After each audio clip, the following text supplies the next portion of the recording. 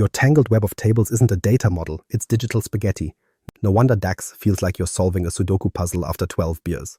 The good news, cleaning it up pays off fast. With the right design, your visuals respond to filters in seconds, your DAX stops fighting you, and your model finally looks like something you'd want to show your boss. The trick is a star schema. That means one or more fact tables in the center, holding your measures and events, surrounded by dimension tables, the who, what, when, and where. Relationships define the roles, and the engine is built to optimize that structure. You don't need a PhD in data warehousing, you just need to untangle the chaos into this simple pattern. For more deep dives, hit M365. Show you'll want it for your next model. Now, why does your current report crawl like a floppy drive in 1995 the moment you add a filter? Let's get into that. The digital spaghetti problem. Welcome to the heart of the problem, the digital spaghetti model. You know the type, a giant flat table packed with every column anyone ever thought was useful. Customer names, job titles, phone numbers, sales amounts, discount codes, the works all jammed together. It feels fine at first because you can throw visuals at it and see numbers appear. But once you stack slicers, cross filters, and extra pages, the whole thing bogs down. That's not bad luck, and it's not Fabric throwing a tantrum. It's the wrong design. Think of it like a city built without streets. Every building stacked on top of each other in one giant pile. Sure, you can live there if you're willing to climb over roofs and windows, but try driving across it efficiently. Gridlock. A flattened model does the same thing. It clumps facts and context in the same space, so every query has to crawl through duplicate information before getting to the answer. Microsoft's own documentation is clear on this point. The Vertipack engine running Power BI is optimized for one specific design. Dimensions store descriptive context such as customers, dates, or regions, and facts store numeric events like sales, clicks, or costs. When you collapse everything into one giant fact-like table, you force the engine to redo work on every query. SQL BI calls out exactly why this fails. DAX's auto-exist behavior can produce incorrect results and missing combinations of data break relationships that should exist but don't. In practice, this means your report isn't just sluggish, it can also be misleading. A large share of real-world performance problems trace back to this exact modeling choice. Not formulas, not your GPU, just chaotic schema design. Flattened models force inefficient query patterns. Text values get repeated thousands of times. DAX has to deduplicate attributes over and over, and filter propagation breaks when dimension logic is buried inside fact rows. And that's why your calculations feel heavy. They're retracing steps the star schema would handle automatically. Now here's a quick 30-second check to see if you're stuck in digital spaghetti. First, open your fact table. If you see descriptive text like customer names or region values repeated tens of thousands of times, you've got spaghetti. Second, look at your slicers. If 90% of them are built directly from giant fact table columns instead of small lookup tables, that's spaghetti too. Third, ask yourself if you've got fact columns that double as static attributes, like a salon group typed into transaction rows, even when no visits exist. That right there is spaghetti. One yes on these checks doesn't doom your model, but if you hit all three, you're running in the wrong direction. The fix doesn't happen by blaming DAX. The formulas aren't broken. What's broken is the road they're driving on. When attributes live in fact rows, the engine burns time scanning duplicated text for every query. Star schemas solve this by splitting out those attributes into clean, slim dimension tables. One join, one filter, clean result. No detective work required. This is why experts keep hammering the same advice. Expose attributes through dimensions. Hide columns in fact tables, and respect the separation between context and numbers. It isn't academic nitpicking, it's the design that prevents your report from collapsing in front of the VP. Get the model shape right, and suddenly the engine works with you instead of against you. Bottom line, what looks like a harmless shortcut, a single huge table creates a brittle, sluggish model that makes everything harder. Recognizing that the problem is structural is the first real win. Once you see the spaghetti for what it is, draining it becomes the logical next move. And draining it starts with a sort, deciding what belongs in facts and what belongs in dimensions. That single choice, the first clean cut, is what shifts you from chaos to clarity. Facts versus dimensions, the first sorting hat. So here's where the sorting hat comes in, deciding what goes into facts and what belongs in dimensions. It might feel like a simple split, but it's the first real test of whether your model is going to work or implode. Facts are the measurements, how many, how much, how often. Dimensions are the descriptions, the who, what, when, and where. Keep those roles clean, and suddenly filters know exactly where to go instead of trying to squeeze through gridlock. The general rule is blunt. Dimensions describe, facts measure. A fact table is just measurable stuff, transactions, sales amounts, counts of visits. Dimensions hold your lookups, customers, products, dates, regions. And if you jam them all into one table, you get nothing but duplicated values, heavy filtering, and DAX errors that feel like gremlins. Take relationships. Every one-to-many relationship in Power BI tells you who's who. The one side is always the dimension. The many side is always the fact. That simple distinction saves you from guessing. Dimensions provide the clean list, facts reference them. If your so-called dimension sits on the many end, it's not a dimension, it's another fact with identity issues. And if your would-be dimension doesn't have a unique column, fine, build one. Power Query has add index column. That's your surrogate key. No excuses, no drama. Just give the engine something unique to latch onto and move on. What happens if you don't respect that split? Esquilbia has a classic example, a beauty salon dataset. At first, people dumped salon group information straight into the visits fact table. Looked convenient, until slicing by gender or job title produced missing totals. Why? Because auto-exist logic in DAX couldn't handle the missing combinations.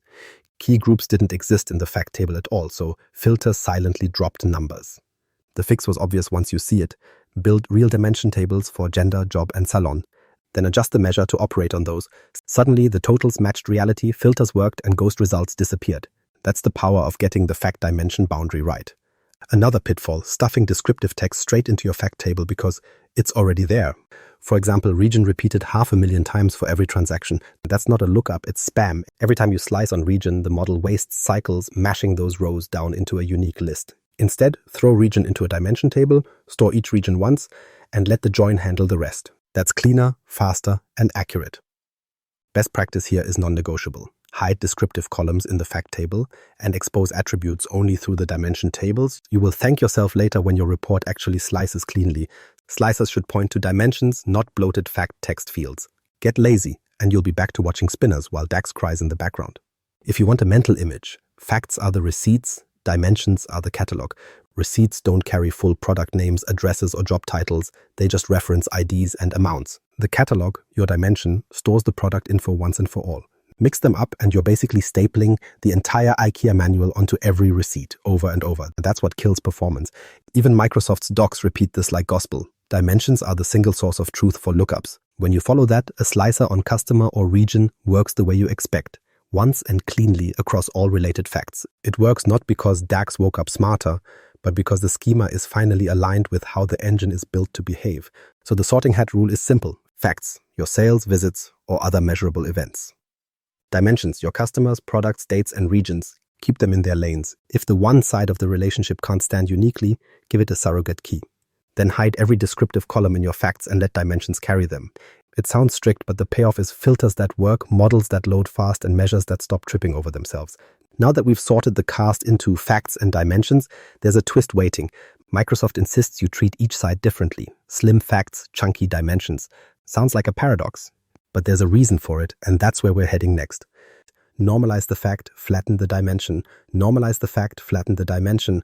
That's the rule Microsoft keeps drilling into us, and once you see it in practice, it makes sense.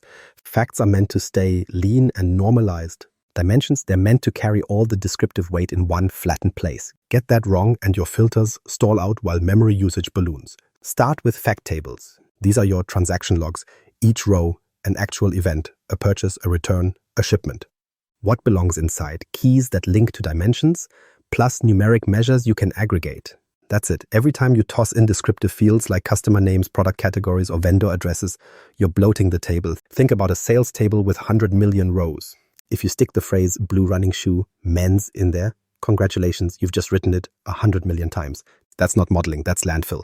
All that repetition steals storage, slows queries, and forces the engine to grind through useless text. So the move is normalization. Pull that descriptive data out, replace it with surrogate keys, then park the real attributes in a dimension table where they only live once. Power Query even gives you a direct button for this. Add index column. That index becomes the surrogate key for your dimension.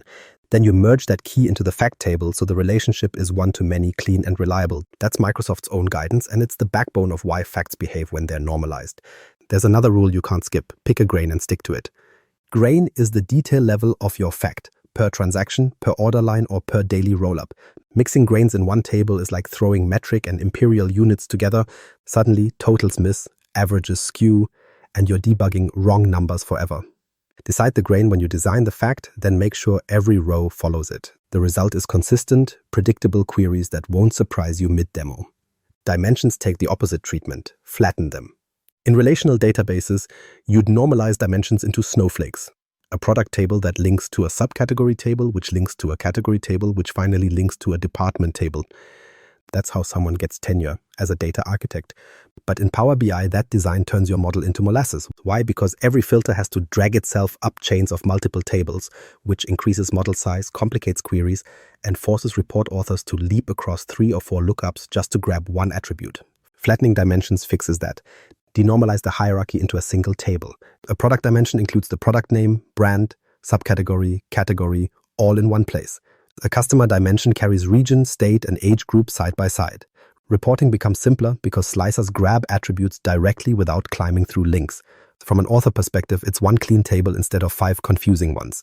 From a performance perspective, it's fewer joins and faster filter propagation. That doesn't mean snowflakes never exist, but treat them like last resort exceptions. Maybe you've inherited a taxonomy that changes daily, or you've got shared reference data governed by another system. Fine, snowflake it. But know the trade-off. More joins, more relationships, slower filters, bigger model. Unless governance forces your hand, flatten dimensions and keep life simple. The receipts versus catalog example is still the easiest way to picture this. Your facts are receipts, just IDs, quantities, and amounts, never full descriptions repeated over and over. Your dimensions are the catalog. Each product is listed with its details once and everything points back. That balance keeps storage light, queries fast, and reports intuitive.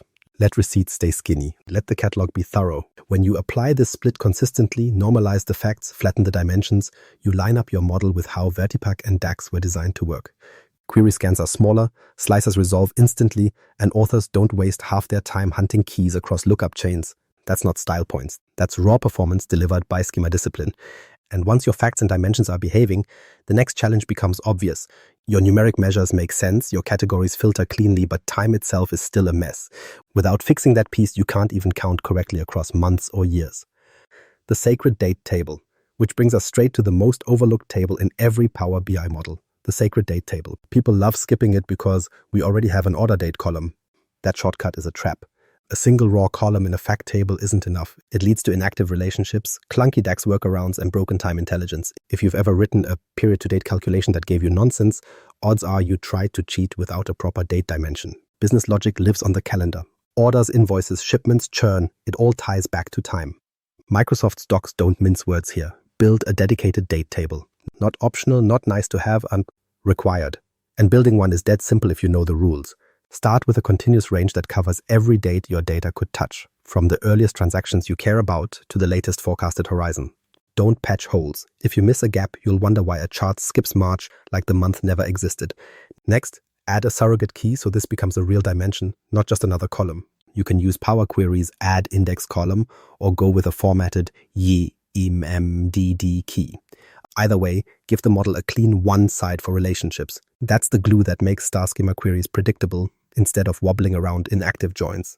Then, stock your date table with every attribute your reports ever slice by. Year, quarter, month, day, month name, maybe even flags like is weekend or is working day. If you rely on raw dates alone, you'll drag calculations into places they don't belong. Authoring visuals becomes far easier when those attributes are baked into the dimension.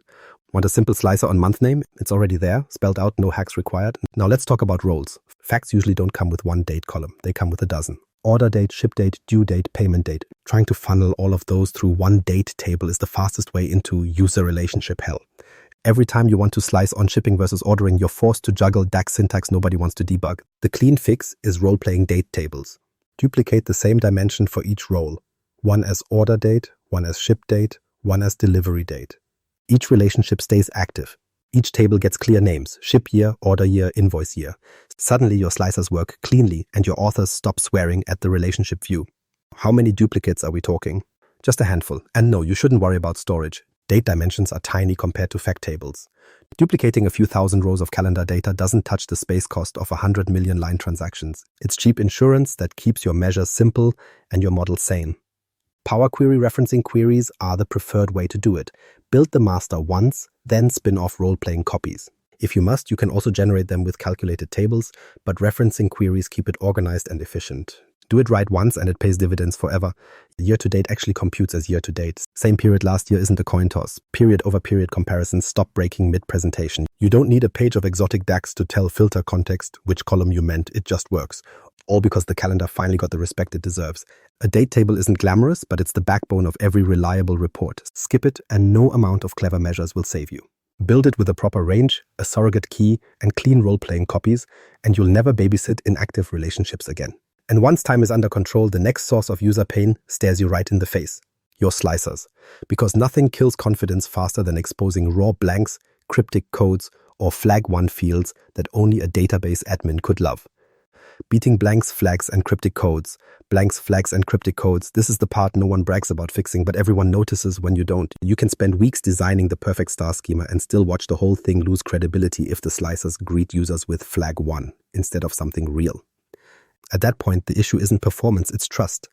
And people stop trusting fast when reports look like they were built for robots. The mess comes from the source systems. Old ERPs and CRMs love storing logic as flags, abbreviations, or random codes some DBA thought was brilliant in 1998.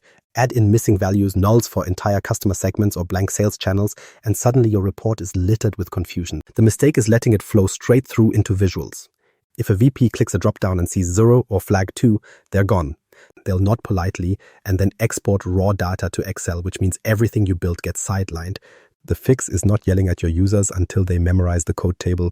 It's cleaning the data before it ever hits the model. Power Query is where this gets solved. 3 steps in order. First, replace nulls with something meaningful. Use unknown, other, or not provided. That gives gaps a proper label so people understand it's missing, not broken. Second, decode every system flag into a business-friendly description. Turn flag 1 into customer active it'll yes. Turn M into male. Turn F into female. If you have codes nobody even remembers anymore, document them once and translate them permanently. Third, hide or remove the raw technical columns after you've built the replacements. Cust flag and sales end belong in data plumbing, not front-end slicers. This is one of those rare cases where cosmetic cleanup is actually risk management. Leave complex codes visible and you guarantee misclicks and wrong assumptions. The HR horror story is classic. Some systems use M and F for gender. One person reads it correctly as male and female, another misreads F as Friday, and now you've got a headcount chart that looks like half your staff vanished on weekends. One small misinterpretation, the board questions the data, and suddenly every insight gets second-guessed. Making labels human is how you stop that chain reaction. But what about when you've got dozens of tiny flags? Customer current, customer preferred, newsletter opt-in, loyalty member, account suspended, you name it. Dumping each of those into the fact table turns it into a junk drawer. Every flag repeated across millions of rows, bloating storage and killing clarity. The better pattern here is what's called a junk dimension. Instead of leaving those fragments scattered in facts, you bundle them together. Power Query can generate the full Cartesian product of the valid flag combinations. Give it a surrogate key with add index column, then swap those raw flags in your fact table for the single surrogate. Result, facts stay lean, the dimension holds all the descriptive logic, and your slicers suddenly present clean business language options without cluttering the model. This reduces noise, improves performance, and makes maintenance almost effortless. When people say fix it once, this is the case study. Shape it right in Power Query, and downstream reports enforce the new clarity automatically. Every new visual, every slicer, every page, human labels by default, no extra cleanup required. Compare that to firefighting the same data confusion every time an analyst builds a new dashboard. Do the heavy lifting once upstream. None of these steps are optional. Replace the blanks, decode the flags, label attributes in plain business terms, and hide the system plumbing. This isn't polish, it's the difference between a report users believe and one they quietly bypass. When slicers match the language of the business, people stop questioning the structure and start making decisions. And if you want to shortcut the trial and error of figuring this out, there's a free checklist waiting at M365. It lays out these exact transforms so you don't miss them, and MVPs walk through the live fixes at M365. If you'd rather watch instead of read. Once you've beaten the blanks, flags, and cryptic codes into shape, the bigger picture shows itself. Clean models aren't theory. They're the guardrail between straightforward, scalable DAX and the chaos that grinds reports to a halt when the execs are watching. So here's the wrap-ups. Star Schema isn't decoration, it's the backbone. Why? Because it cleanly separates filtering and grouping in dimensions from summarizing in facts, the exact structure Vertipack and DAX were built for. That's why reports run faster and modeling actually stays sane. If you only remember 3 things from this video, make it these. 1. Identify facts versus dimensions. 2. Normalize facts and flatten dimensions. 3. Give yourself a proper date table and clean up flags before they hit a slicer. Nail those and your model will carry you for years. Want the checklist? Subscribe to the newsletter at M365 Show and make sure to follow the M365 Show LinkedIn page for live streams with MVPs who've actually fixed this stuff in the wild. And subscribe for the podcast now.